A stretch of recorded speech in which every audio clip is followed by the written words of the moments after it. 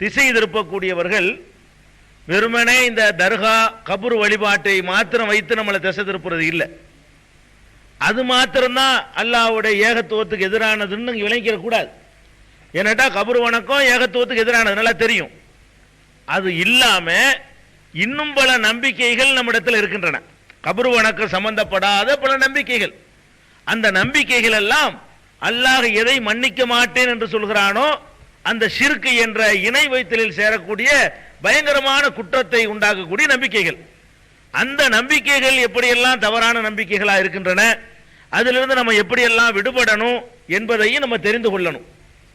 இந்த கபர் வணக்கத்திற்கு அடுத்தபடியாக இந்த சமுதாயத்திற்கு பெரிய சவாலாக பெரிய தீமையாக இருக்கக்கூடியது இந்த தரீகாக்கள்.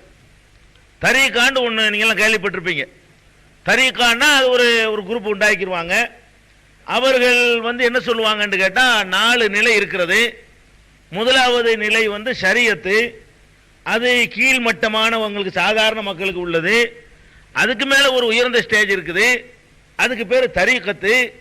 அதுதான் லாஸ்ட் நினைச்சிடக்கூடாது. அதுக்கு மேலே ஒன்று இருக்குது, அதுக்கு பேர் ஹகீகத்து. அதுக்கு மேலே ஒரு ஸ்டேஜ் இருக்குது, அது மாரிஃபத்து. நீங்கள் எல்லாம் சாதாரண மக்கள் எல்லாம் ஷரியத்தெல்லாம் ஒன்று இருந்துகிட்டு இருக்கிறீங்க. எல்லாம் என்ன செய்றீங்க? ஷரியத்துனா எல்கேஜியாம் கணக்குப்படி நீங்கள் எல்லாம் எல்கேஜியில் இருந்து கொண்டிருக்கிறீர்கள். அதையெல்லாம் தாண்டி போகக்கூடிய பெரிய பெரிய படித்தரங்கள் இருக்கிறது. அந்த படித்தரங்களை எல்லாம் மேடை போட்டு நாங்கள் உங்களுக்கு சொல்லித்தர முடியாது, பகிரங்கமா எடுத்து வச்சிட முடியாது. நாங்க உங்களுக்கு பக்குவப்படுத்தி எங்கள்கிட்ட நீங்க பையத்து வாங்கினீங்கன்னு சொன்னா, எங்கள்கிட்ட உறுதிமொழி எடுத்துக்கிட்டீங்கன்னு சொன்னா, எங்களை குருவாக ஏற்றுக்கொண்டீர்கள் சொன்னா, உங்களை கொஞ்சம் கொஞ்சமா அப்படி மென்மைப்படுத்தி தயார்படுத்தி ஷரியத்திலிருந்து அப்படி ஹக்கீகத்து கொண்டு வருவோம். ஹக்கீகத்திலிருந்து அப்புறமேல தரிக்கத்திலிருந்து தரிக்கத்து கொண்டு வருவோம். தரிக்கத்திலிருந்து ஹக்கீகத்து கொண்டு போவோம். ஹக்கீகத்திலிருந்து மாரிபத்து கொண்டு போயிடுவோம். அந்த மாதிரியான ஒரு ஸ்டேஜ் ஒன்று இருக்குது.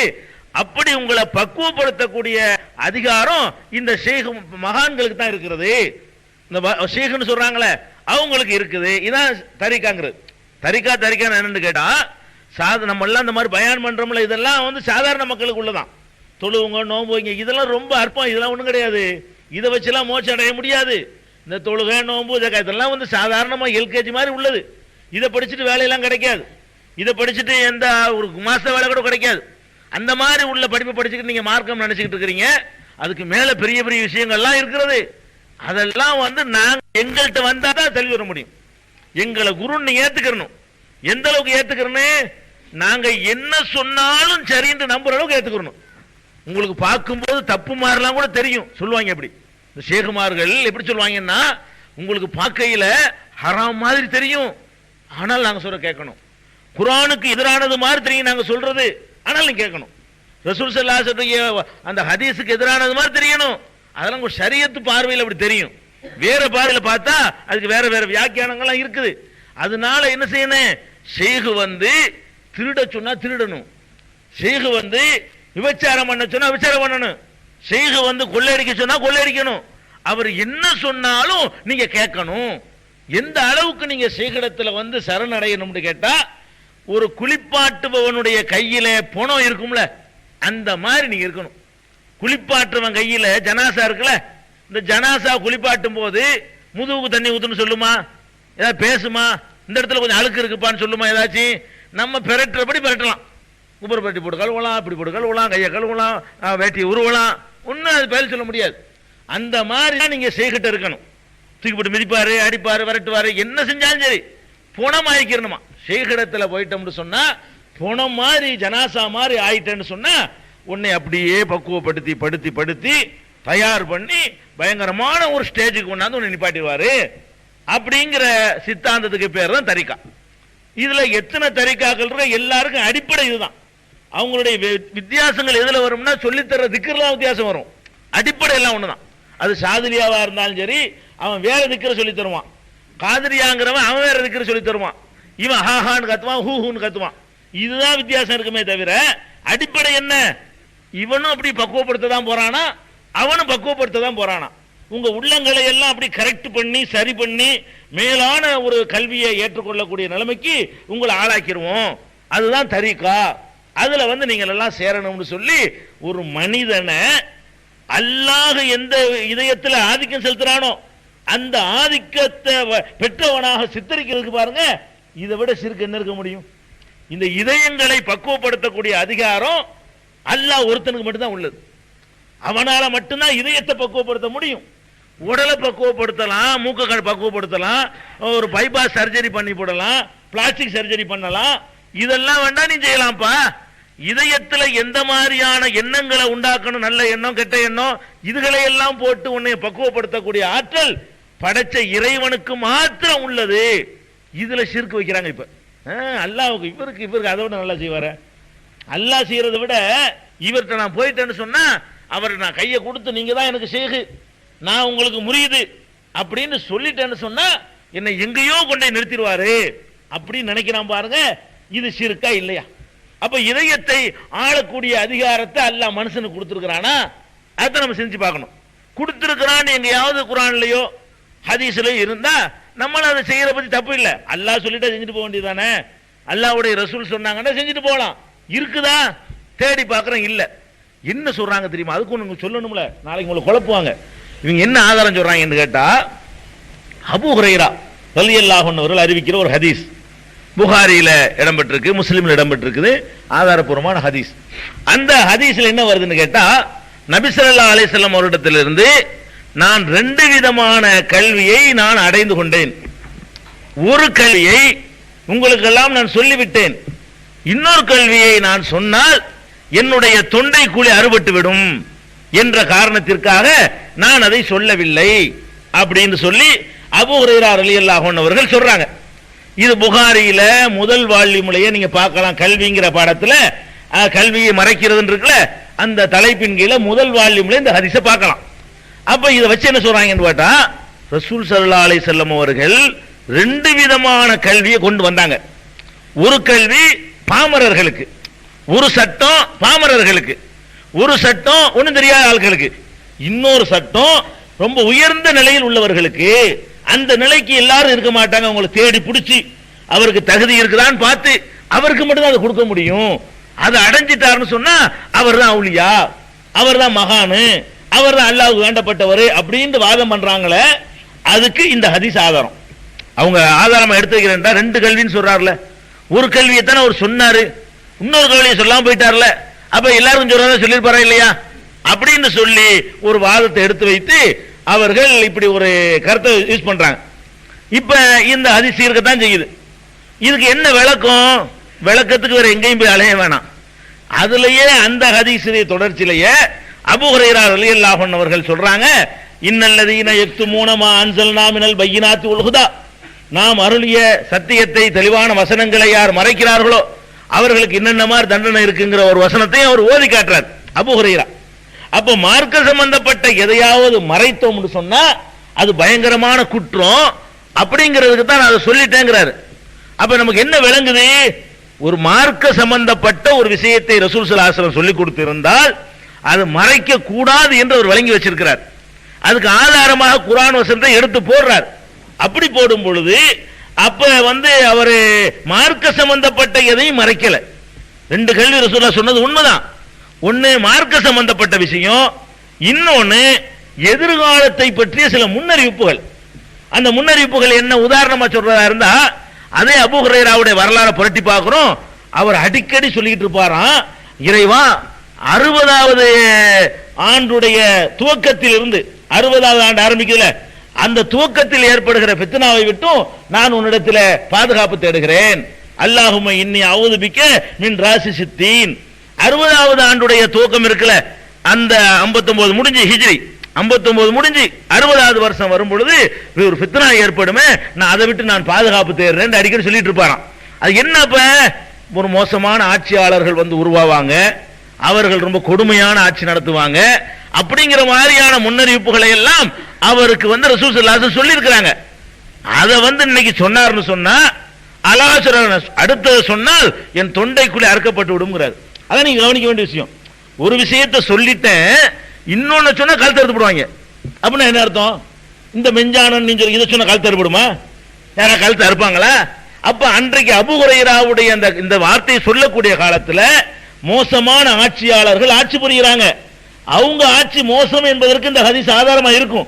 அதை அவர் சொல்லிட்டாருன்னு சொன்னா இந்த மாதிரி தோன்றுவார்கள் என்று ரசூலுல்லாஹ் சொன்னாங்க, அது இவங்க தான் அந்த ஆளுக்குன்னு சொன்னா அவன் பிடிச்சிட்டு போய் தலையை அறுத்து போடுவான். அப்ப ஈமான்ல பல தரம் இருக்குது. ஒரு மனிதன் வந்து 3 நிலையில தன்னுடைய ஈமான கடைப்பிடிக்கலாம். அவருடைய ஈமான் சம்பந்தப்பட்ட விஷயம். ஒன்னு, தைரியமா போய் சொல்லி என்ன செய்யலாம், பேஸ் பண்ணலாம், அடி வாங்கி சாவலாம். இன்னொன்னு என்ன செய்யலாம்னு கேட்டா வந்து வாயினால சொல்லி அதை பேஸ் பண்ணலாம். மூணாவது என்ன, மனதால வெறுத்து நடக்குது, நம்ம சொல்ல முடியல, என்ன செய்ய, நமக்கு அவ்வளவுதான் முடியுது அப்படின்னு ஒதுங்கி போயிடலாம். அப்ப அபூ ஹுரைரா வந்து அவர் ஒரு ஸ்டேஜில் இருந்து அதை ஒதுங்கிட்டார். இந்த முன்னறிவிப்பை மட்டும் சொல்லல, மனிதர்கள் அமல் செய்வதற்குரிய ஒண்ணு இல்ல அதுல. அது இந்த 60வது ஆண்டுல வரக்கூடிய ஆட்சியாளர் மோசம் விளங்கி நீங்க என்ன செய்ய போறீங்க, இப்ப அவர் நல்லவன் வரைக்கும் நீங்க என்ன செய்ய போறீங்க, ஒரு தொழுவு போறீங்களா, அதனால நோம்பா இது ஜக்காத்தா நம்ம கடைபிடிக்க வேண்டிய விஷயமா, அந்த மாதிரி விஷயத்தை மறைக்க கூடாது என்று அவரை வழங்கி வச்சிருக்கிறார். அவரே இன்னல்லதீன யக்துமூனமா அன்ஸல்னா மினல் பையினாத்தின் ஓதிப்புட்டு தான் இதை நான் உங்களுக்கு சொல்லிட்டேன்னு வர சொல்றாரு. அப்ப மார்க்க சம்பந்தப்பட்ட விஷயங்களை ரசூல் ஸல்லல்லாஹு அலைஹி வஸல்லம் சொன்ன மாதிரி எதிர்காலத்தில் நடக்கிற சில முன்னறிவிப்புகளை அல்லாஹ் அறிவிச்சு கொடுத்து சிலதை சொல்லியிருக்கிறாங்க. அது அவர் வாழ்ந்த காலத்தில் உள்ள ஒரு முன்னறிவிப்பு அதில் இருக்குது. அதை சொன்னாரையானால் அவருடைய உயிருக்கு ஆபத்து, உயிரை விட அவர் தயாரா இல்லை, எதுக்கு இதை சொல்லிட்டு நம்ம இது பண்ணுவோம் அப்படின்னு சொல்லிட்டு இருந்துட்டார். அது ஒன்றும் பெரிய அவர் சக்தி உட்படுத்தான் மனுஷன் நல்லா கேள்வி கேட்பான் அப்படிங்கிறது தான் அதுக்கு பொருளா இருக்குமே தவிர மார்க்க சம்பந்தப்பட்டதை வந்து அவருக்கு சொல்லி அவர் மறைச்சிட்டாரு அப்படின்னு விளங்கவே முடியாது. அதை நம்ம விளங்கிக்கிறது ஒன்னாவது. ரெண்டாவது, இவர்கள் எடுத்து வைக்கிற ஆதாரம் என்னன்னு கேட்டா, ரசூல் ஸல்லல்லாஹு அலைஹி வஸல்லம் அவர்கள் தங்களுடைய வாழ்நாள்ல மற்ற மக்களுக்கெல்லாம் பொதுவான சில விஷயங்களை சொன்னாங்க. அவங்க மருமக அலி இருக்கிறாரே, அவருக்கு மாத்திரம் தனியா கூட்டிட்டு போய் இந்த மெஞ்ஞானம்னு சொல்றோமே, தரீக்கா ஹக்கீக்கா மாறி வாங்குறோமே, இதுகளை வந்து ரசூல் ஸல்லல்லாஹு சொல்லி கொடுத்து போயிட்டாங்க. அந்த அலி வந்து பையத்து வாங்கின ஆளுகளுக்கு அவர் சொல்லி கொடுப்பார், அவற்ற முறிதானவங்களுக்கு அவங்க சொல்லி கொடுப்பாங்க. இப்படியே சங்கிலி தொடராக எங்களுக்கு வந்துகிட்டே இருக்குது. எந்த ஷேக் இந்த முறிதி வியாபாரம் பண்றான எவனை போய் கேட்டாலும் எல்லாம் என்ன சொல்லுவாங்க தெரியுமா, அலிட்ட போய் முடிப்பான். எல்லாம் சுத்திக்கிட்டு என்ன செய்யும், எனக்கு இவர் ஷேகா இருந்தார், அவர் ஷேகா இருந்தார், அவர் ஷேகா இருந்தார்னு எல்லாம் போய் எங்க போய் முடியும், அலிதான் முதல் ஷேகா நிற்பார். அலி ரலியல்லாஹு அன்ஹு பேரை யூஸ் பண்ணுவாங்க. அது சாதலியாவா இருந்தாலும் சரி, குரு எங்க போய் சேரேன், அலி ரசூலுல்லாஹ்னு போகுமே தவிர அபூபக்கர் ரசூலுல்லாஹ்னு போவார். இவங்களுக்கு கிடைச்ச எந்த ஞானம், இவங்க சொல்லக்கூடிய இந்த சரிகான்னு சொல்றானுல, இவங்க சொல்லக்கூடிய அந்த ரூட் இருக்குல்ல, சில்சிலாங்கிறதுக்கு பேரு, இந்த சில்சிலான்னு சொல்றாங்களே, இந்த சில்சிலா எங்க போய் முடியும், எல்லாம் அலியில போய் முடியும். சாதிலியாமா அவர் எனக்கு இவர் எனக்கு குரு, அவர் அவருக்கு குரு, அவர் அவருக்கு குரு, அவருக்கு இவர் குரு, அவருக்கு அலிக்கு குரு, அலிக்கு ரசூலுல்லாஹ் குருன்னு சொல்லி அங்க போய் முடிச்சிருவாங்க. அப்படியான ஒரு கதையை இட்டு கட்டி வச்சுக்கிட்டு அந்த மெஞ்ஞானன்னு ஒன்று இருக்குது, பொதுமக்களுக்கு அது சொல்லல, பிரத்யேகமா மர்மோனுக்கு சொல்லிட்டு போனாங்க. அவர் பிரத்யேகமா ஆட்களை பொறுக்கி எடுத்து சொன்னாரு, அவர்கள் சிலர் பொறுக்கி எடுத்து சொல்லிட்டு வந்தாங்க. அது இப்ப எங்க கைவசம் இருக்குது, வேணுங்கிறவங்க வாங்கிக்கிறங்க. இதுதான் சரிக்கா வழங்கிருச்சா? அப்ப அலி ரலியல்லாஹு அன்ஹு அப்படி சொன்னாங்களா அப்படின்னு கேட்டா, இது அலி ரலியல்லாஹு அன்ஹு உசுரோட வாழ்ந்தாங்களே அப்ப விட்டாங்க இந்த கதையை, இப்ப விடல இந்த கதையை. அவர் உசுரோட இருக்கிற காலத்திலேயே அலி ரலியல்லாஹு அன்ஹு வேலை இந்த மாதிரி கட்டி விட்டாங்க. அப்ப அலி ரலியல்லாஹு அன்ஹு ஒரு கூட்டம் போய் கேட்குது, ஹல் இந்தக்கும் ஷைஉன் லைஸ ஃபில் குர்ஆன், இதுவும் புகாரில் இருக்குது, குர்ஆன்ல இல்லாத ஒரு புதிய விஷயங்கள் எதுவும் உங்களுக்கு ரசூலுல்லாஹ் சொல்லி தந்திருக்காங்களோ அப்படின்னு கேட்கிறாங்க. அவர் என்ன சொல்றாரு, குர்ஆன்ல இல்லாத ஒன்றும் இல்லையே, குர்ஆன்ல உள்ளதான் சொல்லி தந்தாங்க. அது போக அந்த குர்ஆன்ல சிந்திச்சு நம்ம விளங்குவோமே அதை சொல்லி தந்தாங்க. அது போக இந்த வாள் உரை ஒன்று வச்சிருந்தாங்க, இந்த வாள் உரைக்குள்ள நான் ஒரு பேப்பர்ல எழுதி வச்சிருக்கிறேன், இதையும் ரசூலுல்லாஹ் எனக்கு சொன்னாங்க, அதையும் இந்த ஓபன் பண்ணிட்டேன்றார். அவர் ரசூல் ஸல்லல்லாஹு அலைஹி வஸல்லம் என்கிட்ட தனியா ஒரு தடவை சொன்னது என்னன்னு கேட்டா, இந்த ஒரு சில செய்திகளை சொன்னாங்க. அது என்ன செய்தின்னு கேட்டா, ஒவ்வொரு குற்றத்துக்கும் ஒரு நஷ்டஈடு இருக்குல்ல, அதாவது கையை வெட்டினா அதுக்கு ஒரு நஷ்டஈடு, கைக்கு கை தான் அவன் மன்னிச்சு விட்டுட்டான்னு சொன்னா நஷ்டஈடு வாங்கி கொடுக்கணும், என்னென்ன உறுப்புகளுக்கு எவ்வளவு எவ்வளவு நஷ்டஈடு கொடுக்கணும் அப்படிங்கிறத பத்தி ரசூல் ஸல்லல்லாஹு அலைஹி வஸல்லம் என்கிட்ட ஒரு நாள் சொன்னாங்க. அது நான் மட்டும்தான் இருந்தேன், அதுதான் எனக்கு தனியா சொன்ன மாதிரி தெரியுது, ஒருவேளை அதை அப்படி ஞானம் நினைச்சுன்னு அதையும் உங்கள்கிட்ட ஓபன் பண்ணிட்டேன், ஏன் ரசூலுல்லாஹ் எதுவும் தனியா சொல்லலப்பா, தனிப்பட்ட முறையில் எதுவுமே சொல்லலன்னு சொல்லி அவர்கிட்ட கேட்டு அவரே மறுத்துட்டார். அப்ப நம்ம என்ன விளங்குறோம், பெருமானார் ஸல்லல்லாஹு அலைஹி வஸல்லம் அவர்கள் இந்த மார்க்கத்தை கொண்டு வந்து 2 சைஸாக வச்சு ஒரு சாராருக்கு சொல்லி ஒரு சாராருக்கு மறைக்கல. இன்னும் சொல்ல போனா கடைசி ஹஜ்ஜில இதை ஓபன் அடிச்சுட்டு போனாங்க. என்ன சொல்லிட்டு போனாங்க, இத மக்களே நான் எல்லாவற்றையும் உங்களுக்கு எத்தி வைத்து விட்டேனா, எத்தி கேட்டாங்கல்ல, ஆமா அல்லாஹ்வுடைய தூதர் ஒண்ணு நீங்க மறைச்சது இல்லையே, எல்லாத்தையும் எத்தி வச்சிட்டீங்களே, அல்லாஹும்ம கேட்கிறாங்க, அலா ஹல் பல்லகுத்து, நான் எத்தி வைத்து விட்டேனா, ஹல் பல்லகுத்து, நான் எல்லாத்தையும் சொல்லிட்டேனா கேட்கிறாங்க. ஆமாங்கிறாங்க சஹாபாக்கள் 3 தடவை.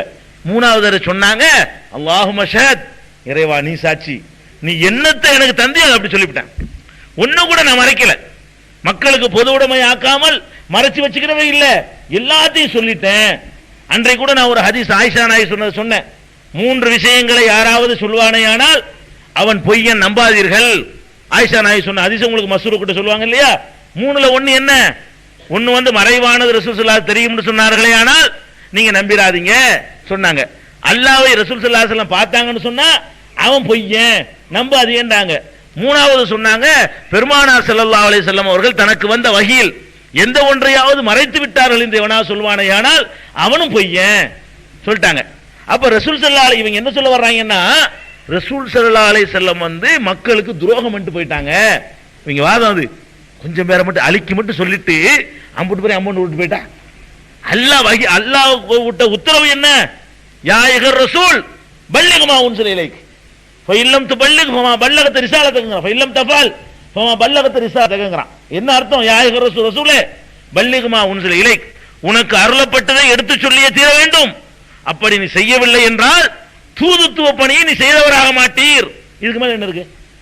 அல்லாஹ் ரசூலுல்லாஹ் பார்த்து சொல்றான் குர்ஆன்ல, யா அய்யுஹர் ரசூல் கூப்பிட்டு சொல்றான், பல்லிக் மா உன்ஸில இலைக், உனக்கு அருளப்பட்டதை அப்படியே எடுத்து சொல்லி ஆக வேண்டும்.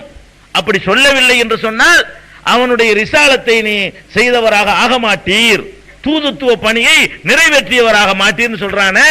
அப்ப என்ன சொல்ல வர்றாங்க இவங்க, பெருமானார் ஸல்லல்லாஹு அலைஹி வஸல்லம் அவர்கள் தமக்கு அருளப்பட்ட வஹீல ஒரு பகுதியை மறைச்சி ஒரு பகுதியை மட்டும் சொல்லிட்டு போனாங்கன்ற ஒரு அபத்தமான குற்றச்சாட்டு சுமத்துறாங்களே. அல்லாஹ் மன்னிக்கணும். இத ரசூலுல்லாஹ் தன்னுடைய தூதுத்துவ பணியில குறை செஞ்சாங்கன்னு சொன்னா அதுக்கு மேல ஒரு பாவம் என்ன இருக்க முடியும்? அப்ப பெருமானார் ஸல்லல்லாஹு அலைஹி வஸல்லம் அவர்கள் வந்து எந்த ஒன்றையும் மறைத்தார்கள் சொல்லக்கூடிய சித்தாந்தம் எதுவா இருந்தாலும் சரி அது தூக்கி போட்டு கீழே போட்டுறணும். ரசூலுல்லாஹ் மறைச்சாங்கன்னு ஒரு இது அர்த்தம் தானே. சில பேருக்கு சொன்னாங்க, சில பேருக்கு சொல்லலைன்னா மார்க்கத்தை மறைச்சிட்டாங்கன்னு சொல்றாங்க. அந்த அடிப்படையை பார்க்கும்போது தப்பா போயிடுது. அதெல்லாம் ஒரு அந்த தப்பு நம்ம ஆய்வுக்கு உள்ளது இல்ல. நம்ம முக்கியமா எடுத்துக்கொள்ள வேண்டிய தப்பு என்னன்னு கேட்டா, இது ஷிர்கா இல்லையா, அதான் பிரச்சனை. அல்லாஹ்வுக்கு இருக்கிற ஒரு அதிகாரமா இது, இதயங்களை ஆள்வது, இதயங்களை பக்குவப்படுத்துவது, இதயங்கள் மீது ஆட்சி செலுத்துவது அல்லாஹ் ரப்புல் ஆலமீனுக்கு மட்டும் உள்ள அதிகாரமா, அல்லது எல்லாருக்கும் பொதுவா கொடுத்த ஒரு அதிகாரமா, அல்ல கொஞ்சம் பேருக்காவது செலக்ட் பண்ணி அல்லாஹ் இந்த அதிகாரத்தை பங்கு வச்சு கொடுத்துருக்கானா அப்படின்னு ஆய்வு பண்ணி பாத்தீங்கன்னா அது இல்லவே இல்லை. அல்லாஹ் நமக்கு என்ன கற்று தர்றான், ரப்பனா ஆல இம்ரான்ல 8வது வசனம், லா துஸி குலூபனா பஅத இத் ஹதைத்தனா வ ஹப்லனா மின் லதுன்க ரஹ்மா இன்னக அன்தல் வஹ்ஹாப். அல்லாஹ் வந்து நம்மளை எல்லாம் கேட்க சொல்றான். எப்படி கேட்க சொல்றான், ரப்பனா எங்கள் இறைவா, துஆ செய்ய சொல்லி எல்லாம் கற்று தர்றான். லா துஸி குலூபனா எங்கள் இதயங்களை தடம்புரள செய்து விடாதே, பஅத இத் ஹதைத்தனா எங்கள் இதயங்களுக்கு நீ நேர்வழி காட்டிய பிறகு எங்கள் இதயங்களை தடம்புரளுமாறு செய்து விடாதே அல்லாஹ் என்று நீங்கள்லாம் ஏன்ட்டு கேளுங்க. அல்லாஹ் சொல்றான், இதயங்களை தடம்புரள செய்வதும் இதயங்கள்ல சரியான தடத்துல போக வைக்கிறதும் என்னுடைய வேலை. இது ஹதைத்தனா ஹிதாயத்தை கொடுக்கிறதும் என்னுடைய வேலை, அதுல இருந்து பிரட்டி விடுறதும் என்னுடைய வேலை. அப்படிதான் நீங்க என்கிட்ட கேட்கணுங்கிற அல்லாஹ். அப்ப இதயங்களை வந்து தடம்புரளாமல் ஆக்கணும்னு சொல்லி என்னிடத்தில் கேளுங்கள் அல்லாஹ் சொல்றான்னு சொன்னா அந்த அதிகாரம் இவருக்கு எப்படி வரும்? இவற்றை கொண்டே கையை கொண்டே கொடுத்தோன்னா எப்படி நம்ம இதயத்தை இவர் வந்து மாத்துவாரு? அந்த இதயத்துக்குள்ள எப்படி ஒரு மெசேஜ் அவர் போடுவாரு? போட முடியாது. அதே மாதிரி அல்லாஹ் ரப்பல் ஆலமீன் இன்னொரு இடத்துல சொல்லி காட்டுறான், நல்லடியார்கள் யார் என்று கேட்டால் வல்லதீன ஜாவு மின் பாதிஹிம் யகூலுன ரப்பனா இக்ஃபிர் லனா வ லி இக்வானினா அல்லதீன சபக்குனா பில் ஈமான் வலா தஜ்அல் ஃபீ குலூபினா கில்லன் லில்லதீன ஆமனு. இறைவா, எங்களுடைய இதயங்களிலே எங்கள் இதயங்களை நீ ஏற்படுத்தி விடாதே, மூமினான மக்கள் மீது ஒரு வெறுப்பை, ஒரு அதிருப்தியை எங்கள் இதயங்களை நீ ஏற்படுத்திடாத அல்லாஹ் என்று நம்மள அல்லாஹ் கேட்க சொல்றான். இது சூரத்துல் ஹஷ்ர்ல 10வது வசனத்தில் இருக்குது. அப்ப இதுல நம்ம என்ன வழங்குறோம், இதயங்கள் சம்பந்தமாக என்னிடத்தில் நீங்க கேளுங்கள் என்று அல்லாஹ் ஆணையிடுறான். பெருமானார் ஸல்லல்லாஹு அலைஹி வஸல்லம் அவர்கள் அடிக்கடி செய்யற துஆவுல ஒரு துஆ என்னன்னு கேட்டா, சஹீஹ் முஸ்லிம்ல வரக்கூடிய ஹதீஸ் 763வது ஹதீஸ், அல்லாஹு மஜால் ஃபீ கல்பி நூரா, இறைவா என்னுடைய உள்ளத்துல ஒளியை நீ ஏற்படுத்து. ரசூல் ஸல்லல்லாஹு அலைஹி வஸல்லம் பக்குவப்படுத்துறவங்க வந்துட்டாங்களாம். அல்லாஹ்வுடைய தூதர் என்ன பண்றாங்க, அல்லாஹு மஜால் ஃபீ கல்பி நூரா, யா அல்லாஹ் என்னுடைய கல்புல நூரை ஏற்படுத்த நீ தான் ஏற்படுத்தினால நீ ஏற்படுத்து. ஒஃபி பசரி நூரா என் பார்வையில நீ ஒளியை ஏற்படுத்து. ஒஃபி சம்இ நூரா என்னுடைய செவியில ஒளியை நீ ஏற்படுத்து. வன் யமீனி நூரா வன் யசாரி நூரா என் வலதுபுறம் ஒளியை ஏற்படுத்து, இடதுபுறம் ஒளியை ஏற்படுத்து. வன் ஃபௌகி நூரா வ தஹதி நூரா எனக்கு மேற்புறத்திலும் ஒளியாக்கி கீழே ஒளியாக்கி வை, எங்க பார்த்தாலும் ஒளியாக ஆக்கி வை அல்லான்னு சொல்லி அல்லாஹ் ரசூல் அல்லாஹ்வுடைய ரசூல் துஆ செய்யறாங்க. அதுல முக்கியமா என்ன கேட்கறாங்க, என்னுடைய கல்புல நூறு ஏற்படுறதுக்கு நீதான் பண்ணி ஆகணும், வேற வழி இல்லை. என்னுடைய கல்புல நூறுனா என்ன அர்த்தம்? கல்புல நூறுனா நூறுக்கு என்ன வெளிச்சம்னா லைட் மாதிரி வெளிச்சம் வர்றதா? அது இல்லை. நம்ம என்னுடைய கையில ஒளியாக்குன்னா லைட்ல அமைச்சிடலாம் அர்த்தமா? இல்ல. கையில ஒளி ஏற்படுத்துறதுன்னா என் கை சரியான வழியில போகணும், கெட்டதை பிடிச்சிடக்கூடாது, நல்லதுக்கு யூஸ் ஆகணும். என்னுடைய காலில் ஒளி ஏற்படுத்துன்னு சொன்னா காலை கொண்டு தப்பான நடந்து போயிடக்கூடாது. நாக்கில ஒளினா அப்படித்தான், மூக்குல ஒளினாலும் அப்படித்தான், பார்வையில ஒளினாலும் அப்படித்தான். கல்புல ஒளினா என்ன அர்த்தம்? நேர் வழி. கல்புல ஒளி ஏற்படுத்துறதுன்னா அங்க லைட் போறது இல்ல, சரியான பாதை உள்ளத்துல காட்டி விடுறது. அப்ப ரசூல் ஸல்லல்லாஹு அலைஹி வஸல்லம் அவர்கள் இதயத்திலே ஒளி ஏற்படுத்து என்பதன் மூலமாக சரியான பாதையை காட்டுன்னு கேட்கிறாங்க. அதான் அர்த்தம். அப்ப சரியான பாதையை காட்டுன்னு சொல்லி அல்லாஹ்விடத்தில் அவங்க துஆ செய்தார்களே, ஆனால் அவர்களே தன்னுடைய உள்ளத்தை தானே பக்குவப்படுத்திக் கொள்ள முடியலன்னு விளங்குதா இல்லையா? அவங்ககிட்ட தானே கேட்கணும்ன்றாங்க. அவர்களுக்கு மிஞ்சின ஒரு மகான் உலகத்தில் எப்படி வந்தார்? அவரு ரசூல் ஸல்லல்லாஹு அலைஹி வஸல்லம் அவங்களை மிஞ்சின ஒரு மகானா? அதே மாதிரி பெருமானார் ஸல்லல்லாஹு அலைஹி வஸல்லம் அவர்கள் அடிக்கடி பாதுகாப்பு தேடுவார்கள். சஹீஹ் முஸ்லிம்ல 2722வது ஹதீஸ்ல வருது. என்ன சொல்றாங்க ரசூல் ஸல்லல்லாஹு அலைஹி வஸல்லம்? அல்லாஹும்ம இன்னி அஊது பிக்க மின் இல்மின் லா யன்ஃபவு, இறைவா உன்னிடத்தில் நான் பாதுகாவல் தேடுகிறேன். எதை விட்டும் பாதுகாவல் தேடுகிறேன்? பயனளிக்காத கல்வியை விட்டும். கல்வினா அது பயனாகணும், யூஸ் ஆகணும். யூஸ் இல்லாத கல்வி இருக்கு பாருங்க, அந்த கல்வியை விட்டும் யா அல்லாஹ் உன்னிடத்தில் நான் பாதுகாப்பு தேடுகிறேன். ஒமின் கல்பின் லா யக்ஷவு, பணிவு இல்லாத இதயத்தை விட்டும் நான் பாதுகாப்பு தேடுகிறேன். என்னுடைய இதயத்தில் அடக்கத்தை ஏற்படுத்தலாம். அப்படி அடக்கமில்லாத ஒரு இதயத்தை எனக்கு தந்துராத அப்படின்னு சொன்னா இதயத்தில் அடக்க ஒடுக்கமா ஆக்கி வைக்கக்கூடிய பண்பாட்டை அமைக்கிறது அல்லாஹ்வுடைய வேலை. உன்னுடைய கையில் இருக்க அல்லாஹ்னு பெருமானார் ஸல்லல்லாஹு அலைஹி வஸல்லம் அல்லாஹ்ட்ட கேட்கறாங்க. அப்ப அல்லாஹ்ட்ட நல்லடியார்கள் கேட்பார்கள் அல்லாஹ் குர்ஆன்ல சொல்றான். அதே மாதிரி ரசூல் ஸல்லல்லாஹு அலைஹி வஸல்லம் அந்த மாதிரி துஆ செஞ்சு காட்டியிருக்கிறாங்க. இதயத்தில் ஏதாவது மாறுதல் ஏற்படுதா இருந்தா எவனாலும் செய்ய முடியாது. கை காலில் ஏற்படுத்தலாம், ஓங்கி அரைஞ்சி மூஞ்சில மாறுதல் ஏற்படுத்தலாம், அறுவாலை கொண்டை வெட்டி என்னதான் மாறுதல் ஏற்படுத்திடலாம், உடம்புல ஏற்படுத்தலாம். இதயத்துக்குள்ள நம்பிக்கையை உண்டாக்க முடியுமா? இல்லாத ஒண்ணு இருக்கு நம்ப வைக்க முடியுமா? இருக்கிறது இல்லைன்னு ஆக்கிட முடியுமா? பக்குவப்படுத்த முடியுமா? கெட்ட எண்ணங்கள் எல்லாம் தூர எரிஞ்சிட முடியுமா? நல்ல எண்ணங்களா உருவாக்கி கொள்ற அதிகாரத்தை இருக்குதா? யாருக்கும் கொடுக்கப்படவே இல்லை. அதனால நம்ம தொழுகையிலோட நம்ம கேட்கிறோமே, பெருமானார் ஸல்லல்லாஹு அலைஹி வஸல்லம் தொழுகையில கேட்ட துஆ, நம்ம கற்றுத்தந்த துஆ என்ன சொல்றாங்க? அல்லாஹு மக்ஸில் ஹதாயாய பில்மாயி வஸ்ஸல்ஜி வல் பரதி. ஓதுறோம்ல, சனாவுக்கு பதிலா ஓதுறோமே, வனக்கி கல்பி மினல் ஹதாயா கமா யுனக்க சௌபுல் அபியல் மின தனசி. வனக்கி கல்பி, யா அல்லாஹ் என்னுடைய கல்பை தூய்மையாக்கு, கழுவு. ரசூல் ஸல்லல்லாஹு அலைஹி வஸல்லம் கேக்குறாங்க, என்னுடைய கல்பை கழுவணுமா? எப்படி கழுவணுமா? வெண்மையான ஆடை எப்படி கழுவப்படுமோ, கலர் ஆடை இருக்குல்ல, அவ்வளவு கவனமா கழுவ மாட்டோம், தெரியாது அழுக்கு தான் முழுங்கிரும்ல. கலர் ஆடையில சின்ன சின்ன அழுக்குகள்லாம் இருக்கு, நம்ம துவைச்சோம்னு நினைச்சு சீக்கிரம் திருப்பி அடைஞ்சிருவோம். கலர் ஆடையில இப்படி பாப்பா ஒண்ணுமே தெரியாது, ஆனா உண்மையில டெஸ்ட் கணப்புனா எக்கச்சக்கமான அழுக்கு இருக்கு. அதுல வெள்ளை ஆடை இருக்கு பாருங்களேன், அதுல அழுக்கு நல்லா தெரிஞ்சுக்கிட்டே இருக்கும், நல்லா போட்டு தேய்க்குவோம். வெள்ளை ஆடைய வெள்ளை சட்டையா இருந்தா காலரை போட்டு அரை மணி நேரம் தேய்க்குவோம், கையை போட்டு 1/4 மணி நேரம் தேய்க்குவோம், அப்பதான் அந்த அழுக்கெல்லாம் போகும். மத்ததுல எப்படித்தான், மத்ததுல கண்டுக்கிற மாட்டோம். ரசூல் ஸல்லல்லாஹு அலைஹி வஸல்லம் எப்படி கேட்கறாங்கன்னு கேட்டா, வெண்மையான ஆடை எப்படி கழுவப்படுமோ அதிக சிரத்தையோட அதிக கவனத்தோட அந்த மாதிரி என் இதயத்தை கழுவு, ஒரு துரும்பு கூட கூட ஆளுக்கு அந்த மாதிரி கழுவிரல்ல. அப்ப இதயத்தை கழுவுறதுன்னா என்ன அர்த்தம்? என்ன அர்த்தம்னு அது தண்ணியிலான கிடக்குது, உள்ளக ஈரமா தானே இருந்து என்ன கழுவுறதுங்க, கழுவி ரத்தத்தெல்லாம் வெளியேற்றுறது அர்த்தம் இல்ல. இதயத்தை கழுவுறதுன்னா கசடுகளை போக்குறது, கெட்ட எண்ணங்களை போக்குறது, சைத்தானியத்தை போக்குறது, நூறானியத்தை நரைக்கிறது, இந்த மாதிரியான விஷயங்களை தான் ரசூல் ஸல்லல்லாஹு அலைஹி வஸல்லம் இப்படி சொல்றாங்க. அப்ப நம்ம என்ன விளங்குறோம்? என்னுடைய இதயத்தை கழுவுன்னு நக்கி கல்வி, என்னுடைய கல்பை கழுவல்ல, வெண்மையான ஆடையை கழுவிய அந்த மாதிரி கழுவிப்புடு அல்லான்னு சொல்லி அல்லாட்ட கேட்டிருக்கிறாங்களே. என்னத்துக்கு இதை கேட்டாங்க? இதெல்லாம் வழிகாட்டுதல் இல்லையா? அப்ப ரசூல் ஸல்லல்லாஹு அலைஹி வஸல்லம் இதெல்லாம் விளையாட்டு கேட்டாங்களா? அப்ப இதுல நமக்கு ஒரு பாடம் ஒண்ணு சொல்லி தரவே இல்லையா? அப்ப நம்ம விளங்கணும், இதயங்களை ஆளுபவர்கள் என்று யாரையா நீங்க சொன்னீங்கன்னு சொன்னா அவரை நீங்கள் அல்லாஹ் ஆக்கிட்டீங்க. ஏன்னா இது அல்லாஹ்வுடைய ரைட். இது அல்லாஹ்வுடைய உரிமை.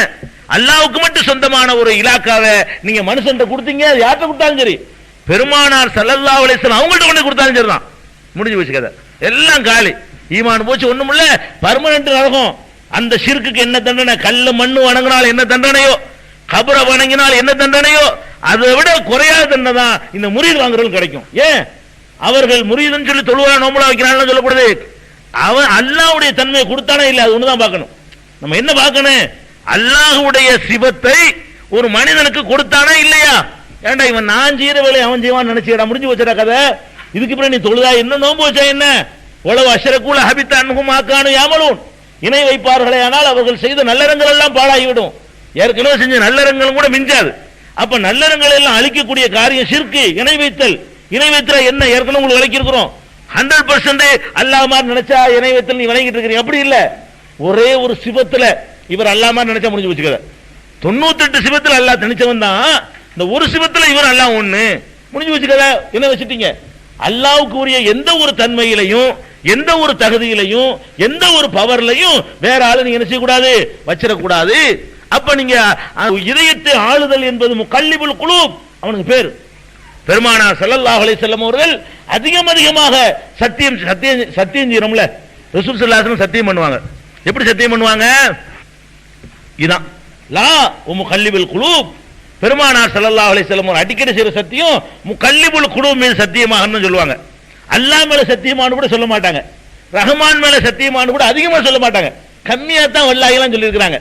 வல்லதி நஃப்ஸி பியதிஹின்னு சொல்லுவாங்க. எவனுடைய கையில என்னுடைய ஆத்மா இருக்கிறதோ அவன் மீது சத்தியமாகங்கிறது ரசூல் ஸல்லல்லாஹு அலைஹி வஸல்லம் அதிகமா யூஸ் பண்ணுவாங்க.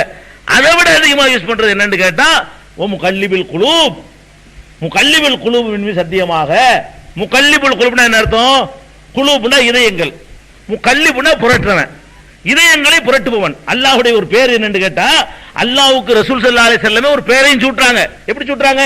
முகல்லிபுல் குலூப், இதயங்களை புரட்டுபவன் என்று பெயரை சூட்டிக்கிட்டு முகல்லிபுல் குலூபின் மீது ஆணையாக, அதாவது இதயங்களை புரட்டுகிறான அவன் மீது ஆணையிட்டு சொல்கிறேன் இது உண்மை அப்படிம்பாங்க. ஒரு செய்தியை வலியுறுத்தி சொல்வதாக இருந்தால், சத்தியம் செய்து சொல்வதாக இருந்தால், அதுக்கு அவங்க யூஸ் பண்ற வார்த்தை அதிகமாக யூஸ் பண்ணுவார்களாம்.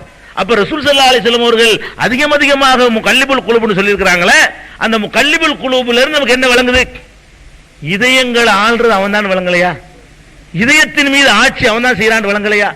கல்பு அப்படி பரட்டி விட்டு போயிருவானாங்க அல்லாஹ் ரப்பல் ஆலமீன். ஒரு செகண்ட் போதுமே, ஒரு செகண்ட் தான். எத்தனை பேர் சொர்க்கத்துடைய அமலையா செய்வான், கடைசி நேரத்தில் பரட்டி விட்டு நரகவா செய்வான். நரகத்துக்குன்னே படைக்கப்பட்டவன் மாதிரி அவனுடைய செயல்லாம் இருக்கும். கடைசியா பாத்தீங்களா அப்படி பேட்டு பட்டு விடுவான்ல, நல்லவனா மாறி போயிருவான், நல்லவனா மாறி திரும்பி மூத்த போயிருவான். இந்த ஒரு அப்துல் ரஷீத் பார்த்தாரா, கொலை செய்யப்பட்டார, தீனுங்களே ஒண்ணு கிடையாது இருக்கு. திடீர்னு ரமலான்ல பாருங்க, திடீர்னு இந்த வருஷம் தான் நோன்பு வச்சாரு, இந்த வருஷம் தான் அப்படி தொழுவ போவோம்னு போனாரு. அவர் இது வரைக்கும் அவருடைய லைஃப் வீணாகிட்டு இருந்தார். இந்த ஆர்ப்பாட்டம் பண்ணீங்களே, அவருடைய லைஃப் என்ன இப்படி இருந்துச்சு, கடைசி மாத்திட்டு வந்தீங்களா?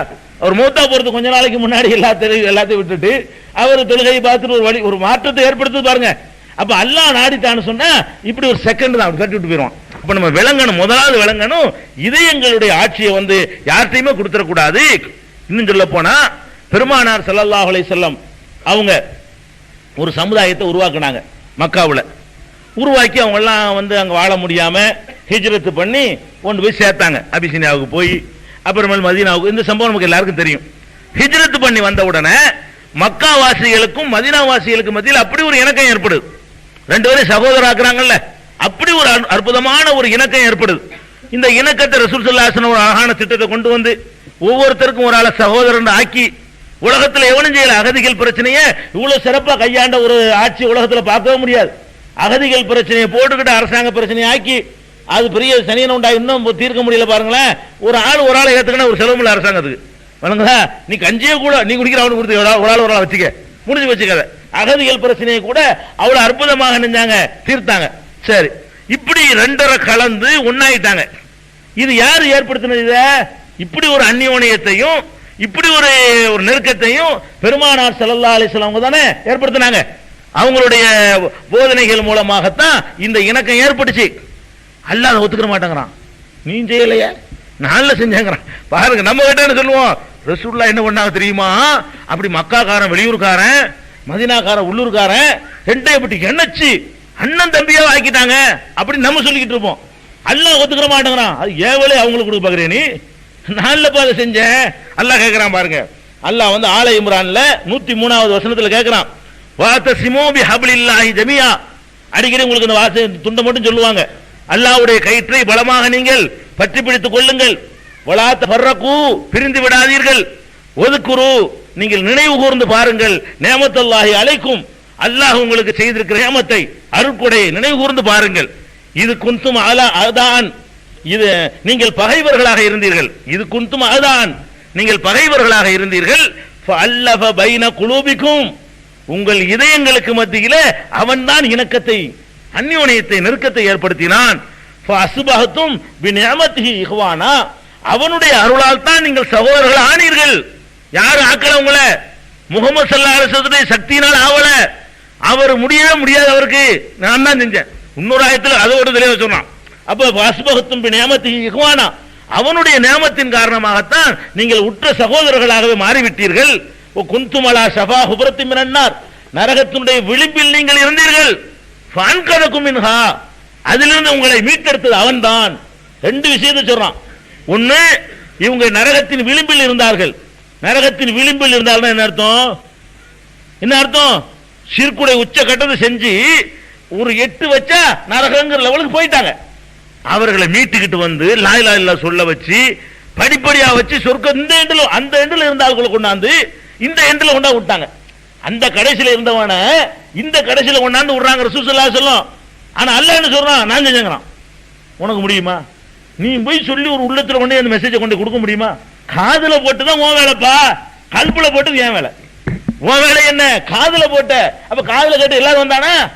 எல்லாரும் வரல. எத்தனை பேருக்கு சொன்னீங்க? வரலையே.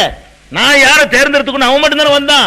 அப்ப காதுல போட்டவனே வந்துருவான்னு சொன்னா பெருமானார் ஸல்லல்லாஹு அலைஹி வஸல்லம் தாயிஃப்ல போய் எதுக்கு அடிவாங்கன்னு அந்த திருவாயில இருந்து வர்ற வார்த்தை இதயத்துக்கு போகலைங்க. இவங்க சேகு சொன்னா போயிருமாம்லங்க.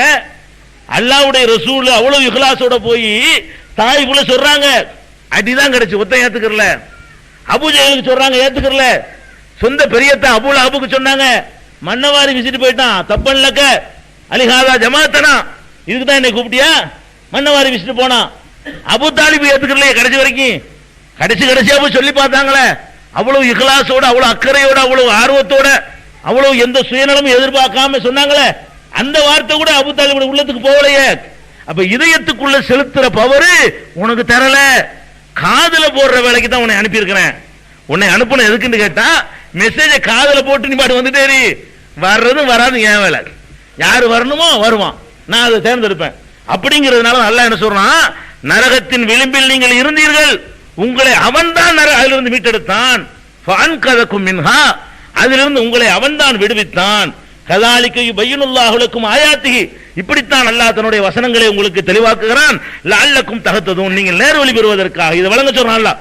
நேர்வழி நீ பெறணுங்கிறது தான் இதை சொல்றேன். நான் தான் செஞ்சு ஒத்துக்க. முதல்ல உன்னை நேர்வழி கொண்டு வந்த நான் தான். நீங்க ரெண்டு பேரும் அடிச்சுக்கிட்டு இருந்தீங்களே, உங்களை அண்ணன் தம்பி ஆக்கணும். அது நம்ம பார்க்கத்தானே செய்யறாங்க. கல்புல நமக்கு, நாங்க உங்க கல்புல உங்களுக்கு அதிகாரம் இருக்கா? உங்களுடைய கல்புல உங்களுக்கு அதிகாரம் இருக்கா? சொல்லுங்க பார்ப்போம். இருந்த ஒருத்தன் கெட்டவனா இருக்க மாட்டானாங்க. முடியல. நான் சொல்றேன், இப்ப இவரை நீங்க விரும்புங்க, விரும்பல. நீங்க ஒரு ஆளை காட்டி இவரை நீங்க விரும்புங்கிறான். நீ சொல்லு, நான் எப்படி விரும்புறது? அது வந்தா தான் உண்டு. நம்ம ஒரு ஆளை விரும்புறோம், அதுக்கு யாரும் காரணமே சொல்ல இயலாது. நம்மளே பார்க்கிறோம், ஒரு பிளான் பண்ணி நம்ம இந்த ஆளை தான் விரும்பணும், இன்னார விரும்ப அப்படியே செய்யறோம். இல்ல, நம்ம வெத்த பிள்ளையில 4 பிள்ளையில 2 விரும்புறோம், 2 விரும்ப மாட்டேங்கிறோம். விரும்புறோம், தருதலையை விரும்புறோம், நல்லவனை விரும்ப மாட்டேங்கிறோம். இது உண்டா இல்லையா? இல்லைன்னு சொல்லுங்க பார்ப்போம். ஒவ்வொருத்தரும் உங்க குடும்பத்தில் சந்திக்கல, யார் ரொம்ப கரிசரியா இருக்கானோ அவன் மேல நம்மள அறியாம பிரியமா இருக்குது. ஏன் நல்ல பிள்ளையா இருக்கணும் விரும்ப மாட்டேங்கிறோம். ஏன்? இது நம்ம கையில இல்ல. நம்ம தேர்ந்தெடுத்து நம்ம என்ன நினைச்சாலும் சரி, நம்மளை மிஞ்சி ஒருத்தாங்க ஆட்டு வச்சுக்கிட்டு இருக்கான், நல்லா தெரியுது. அதனாலதான் கெட்டதெல்லாம் பெரும்பாலும் விரும்பிடுறோம், நல்லதெல்லாம் பெரும்பாலும் விரும்புறதே இல்ல. அப்ப இதுக்கெல்லாம் என்ன காரணம்? விரும்புறது நம்ம பிளான் பண்ணிலாம் விரும்ப முடியாது. திருந்து போக விரும்ப போயிடும். யாருன்னு தெரியாது, வேண்டது தெரியாது, 2 நண்பர் ஆயிருவாங்க, உயிருக்குறா இருப்பானுவோம். ஒண்ணு இவனை விரும்பணும் நினைச்சிட்டா செஞ்சிருப்பான், அதெல்லாம் ஒண்ணும் கிடையாது. ஒரு காரணம் இல்லாம விருப்பம் மாறும். இந்த விருப்பம் வர்றதுக்கெல்லாம் இன்னும் சொல்ல போனா சொல்லுவாங்க, இந்த லைலா கதை சொல்லுவாங்கல்ல. லைலான என்ன அர்த்தம்? லைலத்துன்னா என்ன? இரவு. லைலத்துல் கதிருங்கிறீங்க. லைலத்துல் கதிரு, கதிருடைய இரவு. லைலத்துன்னா இரவு. கண்ணகரே அந்த பொம்பளை இருப்பாளாம் லைலா. அதனால லைலான பேர் அவளுக்கு, இருட்டுன்னு பேரு. அப்ப கேட்கறாங்க மஜ்னூன்ட்ட, லைலாவுடைய காதலா மஜ்னூன் தானே. இவ்வளவு கருப்பா இருக்கிற அவளை எப்படி நீ விரும்புற? அது இந்த கண்ணை வச்சு பார்த்தா உனக்கு தெரியும்டா. அட என் கண்ணை வச்சு பார்த்தா உனக்கு தெரியும்டா, உங்களுக்கு தெரியாது. எனக்கு அழகா இருக்கு அவ்வளவுதான். எதுக்கு இதை சொல்ல வர்றேன்னு கேட்டா, ஒருத்தன் விரும்புற காரணம் சொல்ல முடியாது. ஒருத்தன் வந்து உயரமா இருக்கிற பொம்பளை அழகுமா, அவனுக்கு அது விருப்பமா இருக்கும். ஒருத்தன் குள்ளமா இருந்தா தான் பிடிக்கும், ஒருத்தன் நல்லா குண்டா இருக்கணும், ஒருத்தன் ஒல்லியா இருக்கணும், ஒருத்தன் கருப்பா இருக்கணும், ஒருத்தன் சிவப்பா இருக்கணும். பல மாதிரி இருக்கா இல்லையா? இந்த ட்ரெஸ்ல இருக்குது, எது நல்ல ட்ரெஸ் சொல்லுவா பார்ப்போம். அழகா இருக்குன்னு செலக்ட் பண்ணி எடுத்துட்டு வந்தா இது பிடிக்கலன்றான்.